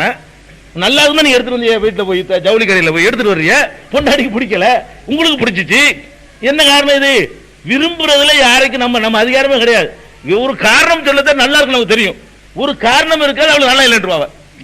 நீங்க ஒரு நல்லா இருக்குன்னு சொல்றதுக்கு உங்களுக்கு காரணம் சொல்ல தெரியாது.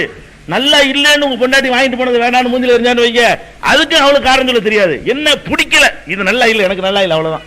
இது எனக்கு நல்லா இருக்குது, முடிஞ்சு வச்சா கதை. ஒரு ட்ரெஸ்ல நீங்க விளங்கிக்கலாம், இதயத்தினுடைய அதிகாரம் வகையில் இல்லைன்னு. ஒரு ட்ரெஸ் எடுக்கிற பெருநாள் நேரத்தில் போனீங்கன்னா விளங்கிக்கலாம். உங்க புள்ள சின்ன பையன், அவன் நீங்க வாங்கி கொடுக்கறதுக்கு செஞ்சுட்டு போயிடுறான். என்னவாப்பா இது, என்ன இது ட்ரெஸ்ஸா இதுங்கிறான். நல்லா இருக்குன்னு 1 மணி நேரம் 2 மணி நேரம் ஆசை எடுத்துட்டு வந்து இருந்தா அவன் கேட்கறான். இப்ப அப்ப அவனுடைய இதயத்தை கூட உங்களுக்கு ஆள முடியல. ஒரு சின்ன பையனுடைய இதயத்தை கூட உங்களால் ஆள முடியல, அவன் தான் ஆள்றான் அதை. அப்ப அவனுக்கு எதுக்கு சொல்றேன்னு கேட்டா, ஒவ்வொரு மனுஷனுக்கும் வந்து என்ன காரணத்தினாலன்னு சொல்ல முடியாமலேயே இதயத்துல என்னென்னவோ மாற்றங்கள்லாம் வந்துகிட்டே இருக்குது. இது மாதிரி தான் தீனுடைய விஷயங்களும். நல்ல விஷயங்கள் உலகத்துல பதிகிறதும் கெட்ட விஷயங்கள் பதிகிறதும் அவன் போட்டுக்கிட்டு இருக்கிறான். அதுதான் சரியான ஆதாரம்.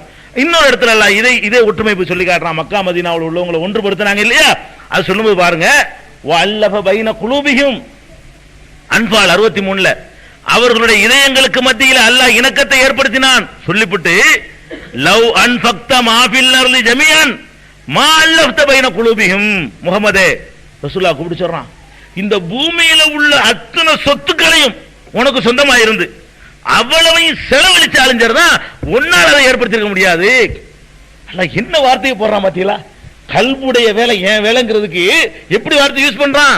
லவ் அன்ஃபக்த மா ஃபில் அர்லி ஜமீஆ, இந்த பூமியில உள்ள அம்புட்டையும் நீ செலவழித்தாலும் சரி, மொத்த பூமியை உன் கையில தந்து அவ்வளவையும் வாரி வாரி வழங்கி செலவழிச்சாலும் சரிதான் இந்த இணக்கத்தை உன்னால் ஏற்படுத்திருக்க முடியாது. நான் தான் செஞ்சேன்.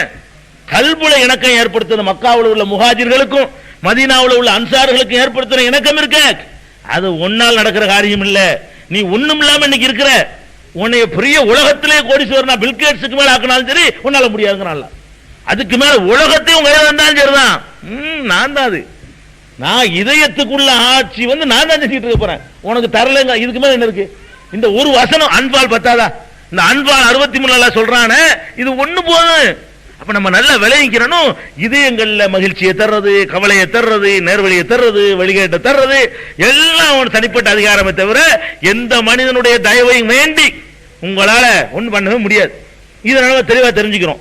அதே மாதிரி அல்லாஹ் ரப்பல் ஆலமீன் ஒரு உஹது போர்க்களத்துல, பத்ர் போர்க்களத்துல முஸ்லிம்களுக்கும் அவங்களுக்கு போர் நடக்குது, ரொம்ப குறைந்த எண்ணிக்கை. பார்த்தா அவங்க தோத்துருவாங்க, இவங்க ஜெயிச்சிருவாங்கிற மாதிரி இருக்குது. பார்த்தா வெளிப்படையா பார்த்தா அதோட ரசூலுல்லாஹ் அவுட்டு, 313 காலி அப்படிங்கிற மாதிரி தான் இருக்குது. பார்த்தோம்னா அவ்வளவு திடகாத்திரமா வந்திருக்கான், வாளு அம்பு கத்தி கப்படா எல்லாம் வச்சிருக்கான். இங்க ஒண்ணுமே கிடையாது, 313 பேர் எல்லாம் கலட கட்ட. அந்த மாதிரியான ஒரு நிலையில போர் நடக்கும்போது கம்ப்ளீட்டா க்ளோஸ் ஆயிரும். அப்படி இருக்கும்போது போர்ல ஈடுபடுறவங்களுக்கு முதல்ல மண்டலாவே வீக் வந்துடும். அதாவது என்னதான் உங்களுக்கு முடியும் தெரிஞ்சாலுங்க ஒரு பார்ப்போம், பயங்கரமா இருக்கானுல, முடிஞ்சு வச்சா கதை ஓடிய போயிருவோம். அப்ப அல்லாஹ் என்ன செய்யறாங்கிறான், நான் ஒரு வேலை பண்ண தெரியுமா, நீங்களே ஜெயிச்சிய பத்ர் போர்ல நீங்க ஜெயிச்சியல, நான் ஒரு வேலை பண்ணேன். அல்லாஹ் சொல்றான், என்ன வேலை பண்ண தெரியுமா? அதிகமா இருக்கிறான் பாருங்க, அவன் உள்ளத்துல பயத்தை நான் கொண்டே போட்டேன். அல்லாஹ் சொல்றான், அதிகமா இருக்கிறான்ல அவன் உள்ளத்துல நான் கொண்டே பயத்தை போட்டேன். கம்மியா இருந்தீங்கல்ல நீங்க, உங்களை நீங்களா மன வலிமை பெற்று நினைச்சிட்டீங்களா? இல்ல, உங்களுக்கு அந்த போர் நடக்கிறதுக்கு முன்னாடி ஒரு தூக்கத்தை அல்லாஹ் கொடுத்தான், ஒரு சின்ன தூக்கம். அதை சொல்லி காட்டுறான், உங்களுக்கு ஒரு சிறு தூக்கத்தை ஏற்படுத்தினேன். தூங்கி எந்திரிச்சவன பார்த்தா என்னமோ ஒரு சுமை இறக்கி வச்ச மாதிரி பயங்கரமா ஒரு வீரதீனம் வந்திருக்குது. உங்களை வந்து ஒரு சின்ன தூக்கத்தை கொடுத்தேனே, தூக்கத்துக்கு பிறகு அப்படி ஒரு நிம்மதி, அந்த அந்த கோழைத்தனம் பயம் எல்லாம் விரட்டப்பட்டு ஒரு புது முகமா நீங்க எந்திரிச்சீங்களே, அது நான் செஞ்ச வேலை தானே. உங்க உள்ளத்துல நான் வந்து தைரியத்தை நான் தான் போட்டேன், ஒரு சின்ன தூக்கத்தை கொடுத்து. அவனுடைய உள்ளத்துல பயத்தை நான் தான் போட்டேன், அவன் பயந்துகிட்டே வந்ததுனால நீ தைரியமா போய் நின்றதுனாலதான் அந்த வெற்றி கிடைச்சி. இல்லன்னா இப்போ ஓடிய பேர் சண்டை நடந்திருக்காது. அவனுடைய அந்த யானைப்படையும் குதிரைப்படையும் பார்த்த உடனே அது காலு பெடைகள் அடிக்க ஓடி போயிருப்பீங்க. நல்ல இந்த வேலையை செஞ்சுக்கிறான்ல. சண்டை பிடிச்சது அவங்க, ரத்தம் சிந்தது அவங்க, களத்தில் நின்றது அவங்க. அல்லாஹ் என்ன சொல்றான்? அதெல்லாம் காரணம் கிடையாது. அதெல்லாம் இருந்து 1000 பேரை 300 பேர் அடிக்கலாம் முடியாது. அதெல்லாம் சாதாரணத்துக்கு சொல்லலாம். 300க்கு 300 சொல்லு, அப்பதான் ஓன் திறமைன்னு சொல்ல முடியும்.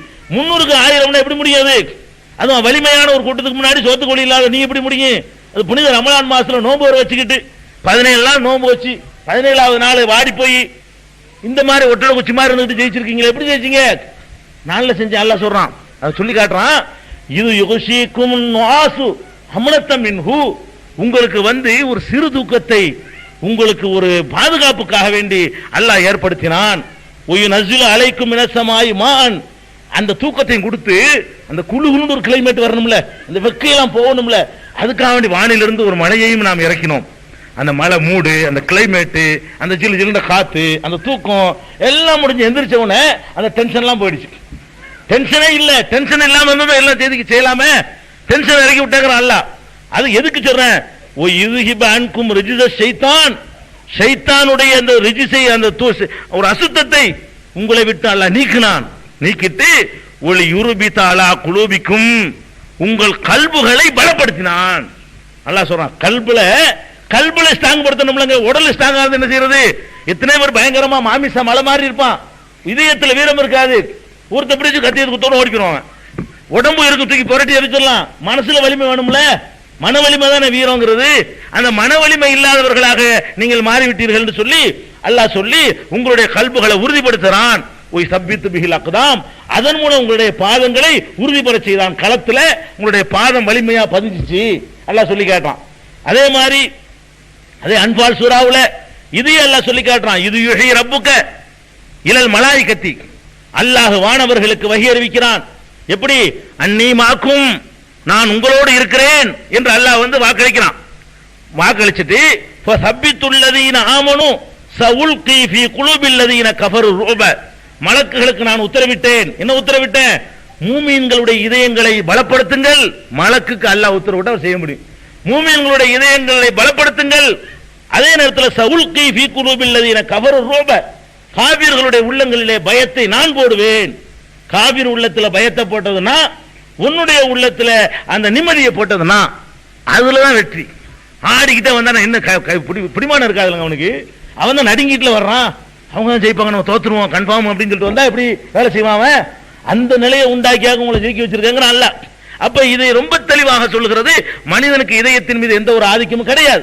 இன்னொரு இடத்துல சொல்லி காட்டுறான். அன்பால்லையே 24வது வசனத்துல, யா அய்யுஹல்லதீன ஆமனு ஸ்தஜீபு லில்லாஹி வலி ரசூல் இதா தஆக்கும் லிமா யுஹீக்கும் வஅலமு, அறிந்து கொள்ளுங்கள், அன்னல்லாஹ யஹூலு பைனல் மர்இ வ கல்பிஹி, அல்லாஹ் ஒரு மனிதனுக்கும் அவனுடைய கல்புக்கு இடையில அவன் குறுக்கே நிற்கிறான். உங்களுக்கும் உங்க உள்ளத்துக்கு அவன் நிற்கிறானா? அல்லாஹ் அக்பர். எப்படி எப்படி பிடிக்கிறான் பாத்தீங்களா? உங்களுக்கு உங்க இதயத்துக்கு இடையில அவன் குறுக்க நிற்கிறான்.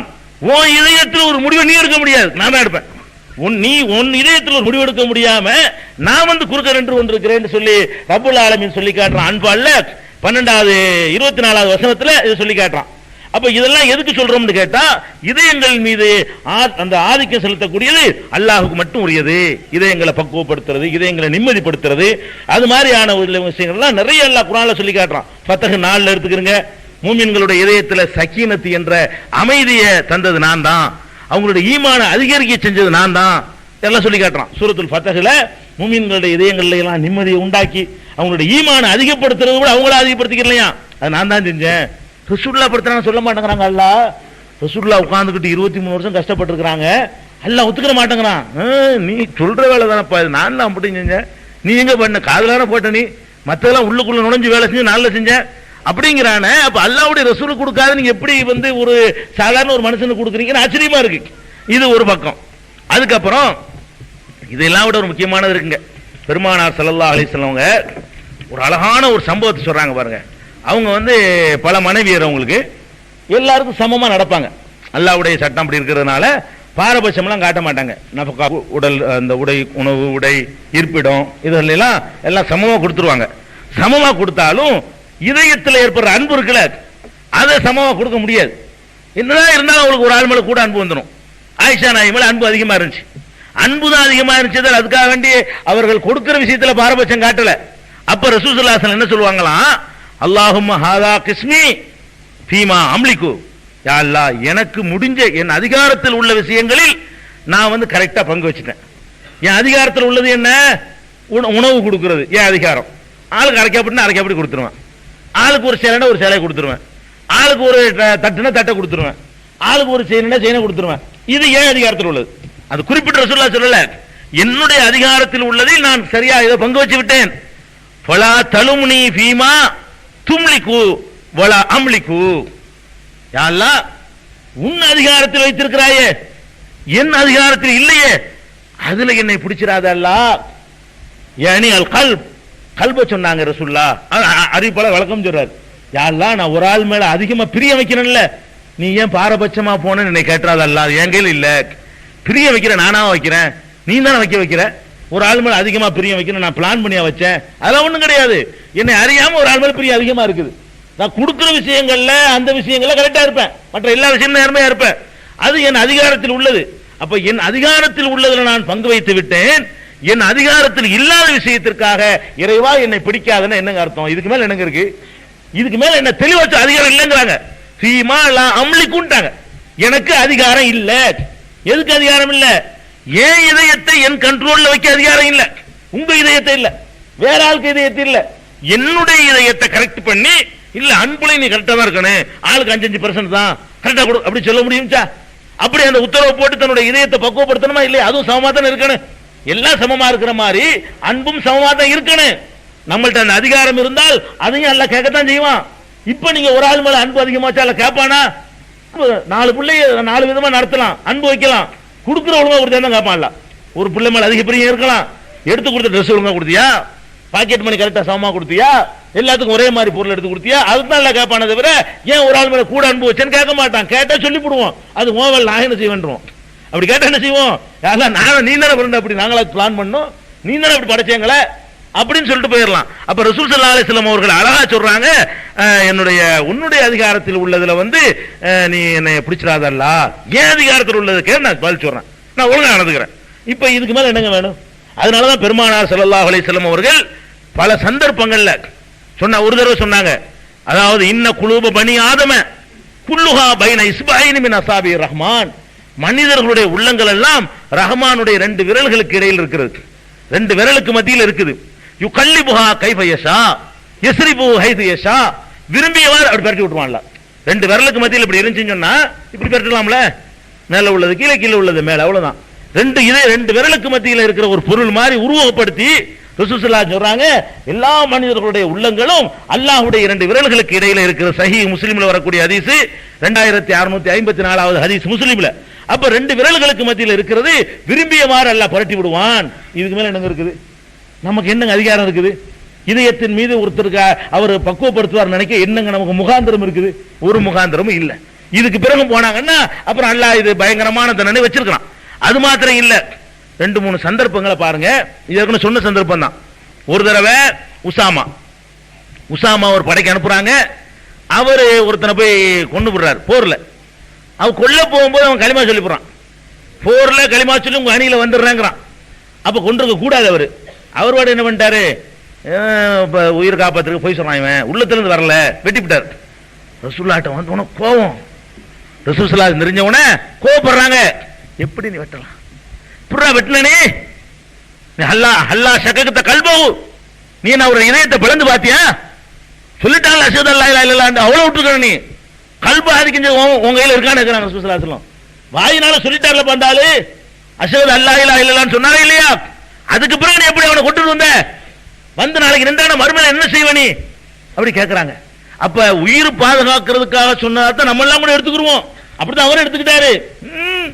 அந்த நேரத்திலும் கூட ஒருவனுடைய இதயம் எப்படின்னு உனக்கு தெரியாது, நீ தீர்மானிக்க முடியாது, அந்த அதிகாரம் உனக்கு இல்லைன்ட்டாங்க. உசாமாவுடைய இந்த ஹதீஸ் சஹீஹ் முஸ்லிம்ல 96வது ஆரம்பத்திலே ஒரு ஈமான் பாடத்துல 96வது ஹதீஸாக இடம்பெற்றிருக்குது. திருப்பி திருப்பி சொல்றாங்க. ஒரு தடவை சொல்லல, கல்வி பிளந்து பாத்தியா, கல்வி பிளந்து பாத்தியா, கல்வி பிளந்து இப்படி காட்டாங்களாம். சொல்லிக்கிட்டே இருந்தாங்களாம். அந்த கோபத்துல ஊருக்கா கேட்டு விட்டுருல, ஏன்னா கல்வி பிளந்து ஏன்டா அப்படி செஞ்ச, இந்த மாதிரி பண்ணிவிட்டியா, இப்படி கேட்டு இருந்தாங்களாம். இப்ப இன்னைக்கு இஸ்லாத்துக்கு வந்திருக்கலாம் போல இருக்கு, இதுக்கு முன் வந்து எல்லாத்தையும் அழிச்சு நாசமாக்கிட்டேனுங்கிறார் அவர். இன்னைக்கு புதுசா இஸ்லாத்தை சேர்ந்திருந்தா கூட நல்லா இருந்திருக்குமே, இவ்வளவும் செஞ்சு இப்படி ஒரு பாவத்தை செஞ்சு விட்டு எல்லாத்தையும் அழிச்சு நான் நிக்கிறேனே அப்படின்னு கவலைப்படுறாரு. இதுக்கு என்ன அர்த்தம்? கல்புல ஆதிக்கம் நம்ம கிடையாது, கண்டுபிடிக்க முடியாது கல்புல உள்ளதை. எனக்கு சஹாபாக்களுக்கு முடியலையா, உசாமா மாதிரி ஆட்களுக்கு ஒரு கண்டுபிடிக்க முடியலையா, அல்லாஹ்வுடைய ரசூலுக்கு கண்டுபிடிக்க முடியலையா, இவங்க கண்டுபிடிச்சு நம்மளை பக்குவப்படுத்த போறாங்கன்னா இப்படி என்ன இது, என்ன நம்பிக்கை இது? அதே மாதிரி ஹாலித் இப்னு வலீது ஒரு அதே மாதிரி போருக்கு போகும்போது அவங்க என்ன பண்றாங்கன்னு கேட்டா, அந்த ஆளுக்கு எதிரணிகள் வந்து அஸ்லம்னான்னு சொல்லணும், நாங்க இஸ்லாத்தை ஏத்துக்கிறோம். அவங்க அப்படி சொல்லாம சபகனான்னு சொல்றாங்க. அவங்க என்ன சொல்றாங்க? சபகனான்னா ரசூல் ஸல்லல்லாஹு அலைஹி வஸல்லத்துக்கு வந்து மக்காவுல உள்ள காஃபிர்கள் வச்ச பேரு சாபின்னு தான் வச்சாங்க, முஸ்லிம்னு வைக்கல. நம்ம இஸ்லாம் நம்ம சொல்லிட்டு இருக்கிறோம். பெருமானார் ஸல்லல்லாஹு அலைஹி வஸல்லத்துக்கு வந்து என்ன பேர் வச்சாங்கன்னு கேட்டா சாபின்னு அவங்க பேர் வச்சாங்க. சாபினா என்ன அர்த்தம்னு கேட்டா, அந்த ரசூலுல்லாஹ்வுக்கு முந்தி அந்த ஐயாமுல் ஜாஹியா காலத்துல அவங்களாகவே சிந்தித்து கல்லு மண்ணெல்லாம் வணங்கக்கூடாது, கழுத பேரெல்லாம் வணங்கக்கூடாது, ஏதோ ஒரு சூப்பர் பவர் இருக்கிறான் அப்படின்னு சொல்ற ஒரு கூட்டம் இருந்துச்சு ரசூலுல்லாஹ்வுக்கு முந்திய மக்காவுல இருந்துச்சு. அந்த கூட்டத்தை சாபியுமாங்க. சாபி என்று சொன்னா கண்டதை வணங்காதவர்கள், ஏதோ ஒரு கடவுள் இருக்கான்னு மட்டும் நம்பிக்கொண்டு இந்த அபூஜைகளோட ஒத்து போவாத ஒரு சின்ன கூட்டம் இருந்துச்சு. குர்ஆன்ல கூட ஒரு சாபியினன்னு சொல்றான், இன்னல்லதீன ஆமனு வல்லதீன ஹாது ஒன்னசாரா ஓ சாபியின, சாபியின்களுக்கும் நான் கூலி தருவேன் அல்லாஹ் சொல்றான். ஏன்னா அவங்களுக்கு அல்லாஹ் கரெக்டா புரிஞ்சு வச்சிருந்தனால. அந்த மாதிரியான ஒரு கூட்டம் இருந்ததுனால ரசூல் ஸல்லல்லாஹு அலைஹி வஸல்லம் அதே கருத்தை சொன்னாங்களா, சாபின்ட்டாங்க. ரசூலுல்லாஹ் பத்தி பேச அந்த சாபி அவரா, சாபிட்ட புரியல அப்படிம்பாங்க. சாபின்னா அதாவது ஓரிரை கொள்கை உள்ளவர் தான். அந்த ஆளுக்கு என்ன பண்றாங்க, அந்த எதிரி கூட்டத்தினர்கள் வந்து அஸ்லம்னா இஸ்லாத்தை தழுவினோம் அர்த்தம் அப்படி சொல்லாம சபகனா நாங்களும் சாபி ஆயிட்டோம் அப்படிங்கிறாங்க. இவர் என்ன செய்யல, அஸ்லம்னான்னு சொல்லாம சபகனாங்கிறேன்னு விட்டுவிட்டார். அஸ்லம்னான் போர்ல நடக்குது, அவர் கோவம் வந்துருச்சு, ரசூலுல்லாஹ்ட்ட வருது கம்ப்ளைண்ட் வருது, வந்தோடனே இதையே சொல்றாங்க, அல்லாஹும்ம இன்னி அபுரவு இலைக்க மிம்மா சனா ஹாலித், யா அல்லாஹ் அந்த ஹாலித் செஞ்ச வேலையை விட்டு நான் விலகிக் கொள்கிறேன், நான் பொறுப்பில்லை அல்லாஹ், நான் அப்படி இவருக்கு சொல்லி அனுப்பல, இதயத்தின் மீது ஆதிக்கம் கொடுத்து நான் அனுப்பல, இவரா செஞ்சு விட்டாரு. சபகனாண்டால் அதான அர்த்தம், வேற வார்த்தை சொன்னா உனக்கு என்ன வார்த்தைக்கு நீ பாக்குற, மாறிட்டோன்னு சொல்லிட்டான்ல, அதை விட்டுக்கணுமா இல்லையா? இதயத்தை நீ பிளந்து அப்போ கேட்கறாங்க, இதயத்தை பிளந்து பாத்தியா, உள்ளத்தை பிளந்து பாத்தியா? அதை விட இதுவும் புகாரில் வரக்கூடிய ஹதீஸ் தான், 6766 இந்த ஹாலித் இப்னு வலீது. அதுக்கப்புறம் பெருமானார் ஸல்லல்லாஹு அலைஹி வஸல்லத்துக்கு ஒரு சம்பவம் நடக்குது. என்ன சம்பவம்? நிறைய யமன்ல இருந்து அலிகளை அனுப்பி ஜக்காத்து பொருள் நிறைய வசூலிச்சுட்டு ஒரு பயங்கரமா குவிஞ்சு கிடக்குது. அப்ப ரசூல் ஸல்லல்லாஹு அலைஹி வஸல்லம் பங்கு வச்சு கொடுக்குறாங்க, எல்லாரும் பங்கு வச்சு கொடுக்குறாங்க. அப்போ ஒருத்தன் எந்திரிச்சு சொல்றான், நீ சரியா பங்கு வைக்கல, நீ அல்லாஹ்வுடைய ரசூலுங்கற, நீ சரியா பங்கு வைக்கல அப்படிங்கிறான். நீ சரியா பங்கு வைக்கலன்னா உடனே ரசூலுல்லாஹ் கோவம் வருது. கோவம் என்ன சொல்றாங்க, அடே உலகத்துல வானம் பூமி எல்லாத்துலயும் நான் எனக்கு மேல நம்பிக்கையால ஒருத்தர் இருக்கிறானா, என்னை விட நம்பிக்கையால ஒருத்தர், எதிரி கூட என்னை நம்பிக்கையாளங்கிற பட்டத்தை மாத்தலையாடா, முத வாழ்க்கையில் இப்படி சொல்றீங்களா? ஒரு எதிரி கூட சொன்னது இல்லையே, அபூ ஜஹல் சொன்னது இல்லையே, அபூ லஹப் சொன்னது இல்லையே, அமீன் என்ற பேர் வச்சான், சாதிக்கு அமீன், அமீன் இவ்வளவு நம்பகமானவரை பார்த்து இப்படி சொல்கிறாயேன்னு சொல்லிட்டு கேட்கிறாங்க. அப்ப ஹாலித் இப்னு வலீத் அப்ப இருக்காரு, வாளை உருவுறாரு, அல்லாஹ்வுடைய தூதரே சீவிரட்டுமா, உங்களை எதிர்த்து வந்து இந்த மாதிரி அவன் சரியான பங்கு வைக்கலங்கிறான, இப்படி பேசணும்னு விடக்கூடாது, தலையை சீவிரட்டுமா அப்படின்னு கேட்கிறாரு. அப்ப ரசூல் ஸல்லல்லாஹு அலைஹி வஸல்லம் சொல்றாங்க, வேணாம் அல்லஹு ஐயகுன யுஸல்லி, இல்ல ஒரு தொழுகை நடத்தக்கூடிய இருக்கலாம், அவர் ஒன்றும் செஞ்சிடாதப்பா அப்படிங்கிறாங்க. அப்ப ஹாலித் மறுபடியும் சொல்றாரு, கம்மி முசல்லின் யகூலு பிலிசானிஹி மாலை சபி கல்பிஹி, எத்தனையோ தொழுகையாளி வந்து இதயத்துல இல்லாம வாயினால தொழுகிறான், அதெல்லாம் பார்த்துட்டு இருக்க முடியும், ஓட்ட வேண்டியதான் அப்படி மறுபடியும் அப்ஜெக்ஷன் பண்றாரு. அப்ப ரசூல் ஸல்லல்லாஹு அலைஹி சொல்றாங்க, ஃபகால ரசூலுல்லாஹி ஸல்லல்லாஹு அலைஹி வஸல்லம் இன்னி லம் உமர் அன் உனகிப அன் குலுபின் நாஸ் வலா அஷுக்க புத்துனஹும், நான் வந்து மனிதர்களுடைய கல்புகளை பிளந்து பார்க்கும்படி உத்தரவிடப்படல, அவங்க வயித்தை கிழிச்சு பார்க்கும்படி உத்தரவிடப்படவில்லை, வெளிப்படையாக என்ன சொல்கிறார்களோ அதுதான், அப்படித்தான் உத்தரவிடப்பட்டிருக்கிறேன், கல்புகளுக்கு பிழிச்சு பார்க்கிற உத்தரவு எனக்கு தரப்படவில்லை, அது எனக்கு தேவையும் இல்லை என்று சொல்லி பெருமானார் ஸல்லல்லாஹு அலைஹி வஸல்லம் சொல்லிட்டாங்க.